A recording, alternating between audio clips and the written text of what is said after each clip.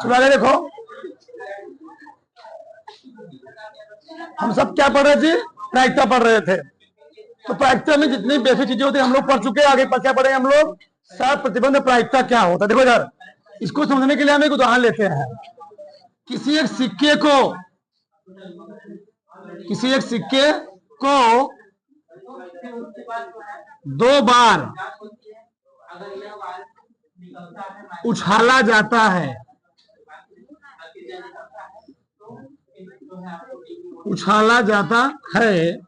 तो बताओ कुल संभावना क्या आएगी?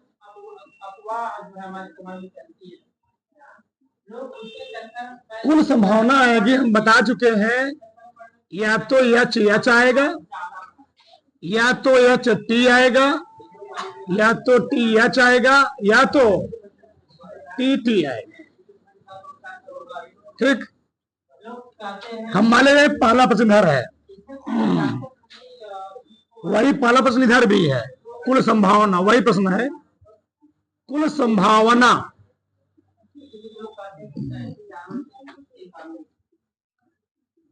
H H H T T H T T. प्रश्नावली के सवाल तो सब लगा लोगे, लेकिन समझो क्या है, कंडीशनल प्रोबेबिलिटी है क्या। सही है। अब इसमें 2 कंडीशन ले रहे हैं। पहला कंडीशन मैं ये ले रहा हूं, दोनों पर चित आने की,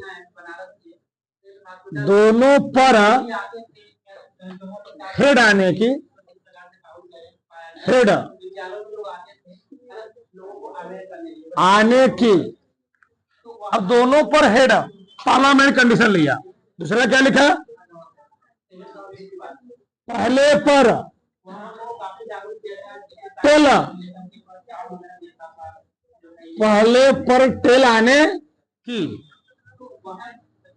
ठीक, पहले पर टेल आने की। लेकिन यहां मैं जो कंडीशन ले रहा हूं, मान लो लिया पी, क्या लिया? पी, यही लिख लो, पी लिख लो, पी। मैं लिखा यहां पर भी दोनों पर हेड आने की,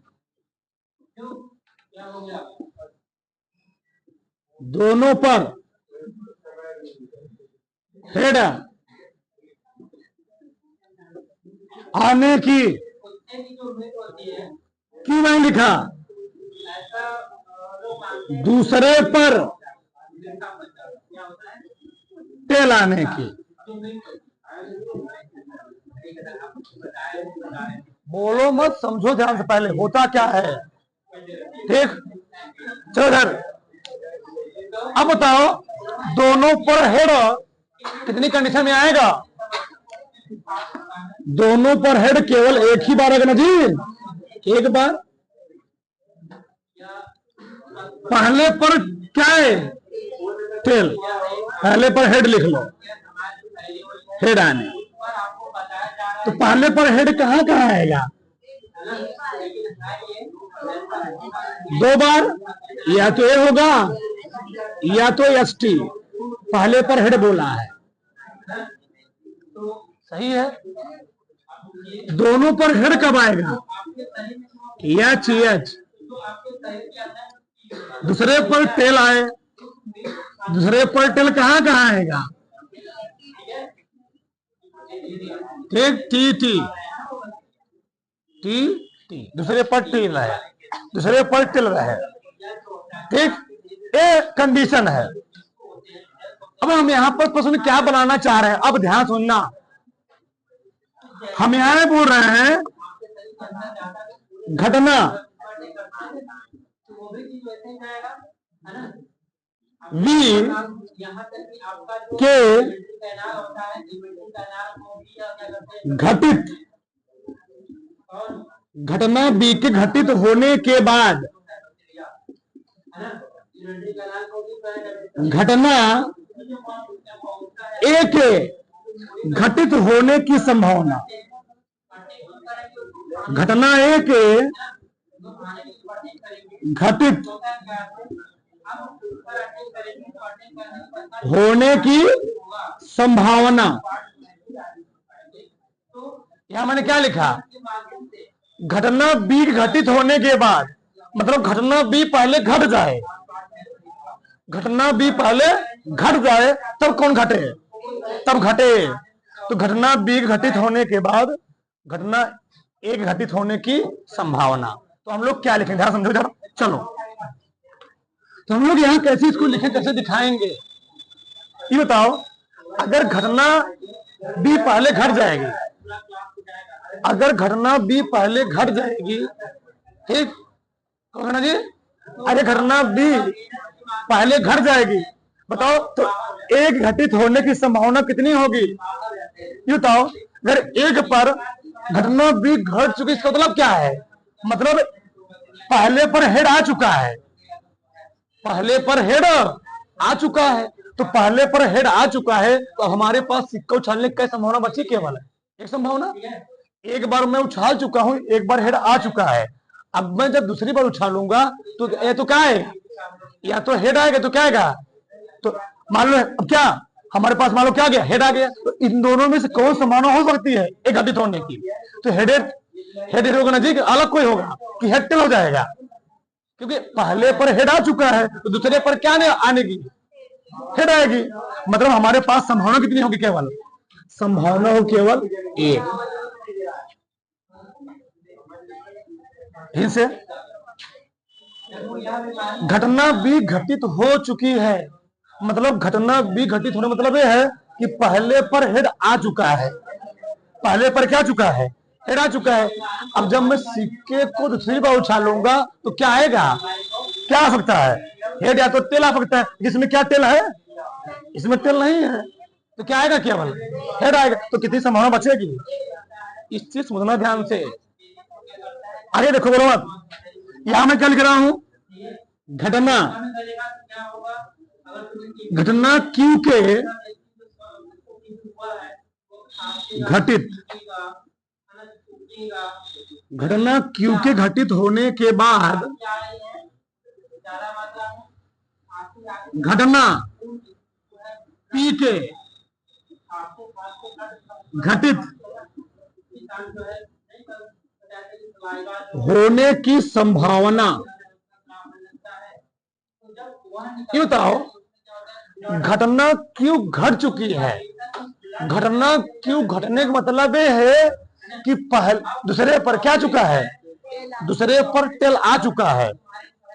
अगर दूसरे पर टेल आ चुका है तो अगर मैं अगली बार सिक्का उछालूंगा, ये बताओ, अगर दूसरे पर टेल आ चुका है, यहां टेल आ चुका है, कहां जी, एक यहां पर टेल आ चुका है, तो यहां तो टेल तो आने वाला नहीं है, यहां पर और यहां पर टेल तो आने वाला नहीं है। तो हमारे पास संभावना कितनी हुई, संभावना हुई 2। मतलब घटना क्यों घटित हो चुकी है, यानी दूसरे नंबर पर टेल आ चुका है। भी मैंने एक बार उछाला, एक बार उछाल दिया मैंने, टेल आ चुका है। अब मैं जब दूसरी बार उछालूंगा, बताओ तो क्या आएगा, या तो हेड आएगा तो क्या आएगा, टेल आएगा। अब बताओ, या तो हेड आएगा तो टेल आएगा। अब दूसरे पर टेल आ चुका है, क्या इसमें कौनो कंडीशन ऐसे बना जिस पर दूसरे पर टेल आया हो, इसमें से कौनो ऐसे कंडीशन, हमने क्या बोला, या तो अगली बार दूसरी बार या तो क्या आएगा, हेड आएगा, या तो क्या आएगा, टेल आएगा। क्या इसमें ऐसी कोई संभावना है कि दूसरे पर क्या आया हो, टेल आया हो। फिर समझो, घटना क्यों घटित होने के पश्चात, मतलब घटना क्यों घट गई है, तो घटना क्यों घटने मतलब क्या है कि दूसरे पर टेल आ चुका है, दूसरे नंबर पर टेल आ चुका है। तो दूसरे नंबर पर जब टेल आ चुका है, तो मैं जब अगली बार उछालूंगा तो पहली बार में, तो दूसरी बार आएगा ना जी, पहली वाले में यहां पर या तो हेड है तो क्या आएगा, टेल। तो क्या इसमें दूसरी नंबर पर टेल है, तो क्या संभावना होगी, एक भी संभावना नहीं होगी। दूसरे नंबर पर संभावना कहां टेल आने की, दूसरे नंबर पर कहां संभावना टेल आने की है, मतलब इस घटना घटने के बाद एक घटना घट रही है, यानी यहां पर संभावना कितनी होगी, 0। तो लॉजिक चीज है, ठीक। ऐसे समझो, एक चीज हुआ, मतलब समझो थोड़ा, अगर मैं इसको प्रायिकता के रूप में निकालना चाहूं तो एक की संभावना कितनी है, एक है, और कुछ संभावना कितनी है, 4। अगर मैं एक की प्रायिकता निकाल लूं तो कितना आएगा, तो ये बराबर 1 बटे घटना के अनुकूल परिणामों की संख्या बटे कुल परिणामों की अगर मैं यहां से पी बी निकालूं, क्या निकालूं, पी बी निकालूं, तो कुल कितना संभावना है, 2/4। तो पी के बी के घटित होने की प्रायिकता क्या होगी, 1/2 हो जाएगी। सही है। यहां पर बताओ, यहां पर वही चीज होगा, वही प्रायिकता आएगी। पी, इसको मैं पी क्यों मान लिया हूं, एक्स वाई मानो, पी लिखोगे ठीक, एक्स वाई। बताओ तो घटना से घटित होने की संभावना क्या निकलेगी, 1/4 निकलेगी। घटना वाई घटित होने की संभावना क्या निकलेगी, 2/4, यानी 1/2। बस समझो थोड़ा ध्यान से, यहां तक दिक्कत नहीं चाहिए। और थोड़ा इसको हम ग्राफ समझा दे तुमको, देखो मतलब क्या है यहाँ पर। देखो जरा, मान लो ये जो ए बी लिखा गया है, घटना घटना घटना बी के घटित घटना बी के घटित होने के बाद घटना ए के